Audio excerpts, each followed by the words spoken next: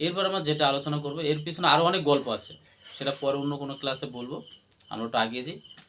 তাহলে এবার বলো যে গৌতম বুদ্ধের পিতার নাম কি বা বাবা? শুদ্ধোধন। ভালো করে শুনবে, কি হয়েছে? শুদ্ধোধন। আর মায়ের নাম কি ছিল? মহামায়া বা মায়া দেবী। মহামায়া অথবা মায়া দেবী।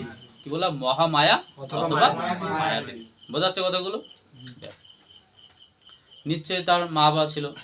এবার ছেলে আস্তে আস্তে ধীরে ধীরে বড় হয়েছে। হ্যাঁ, তো বিয়ের পরে তারপর নিশ্চয়ই তার বিয়ে করতে হবে।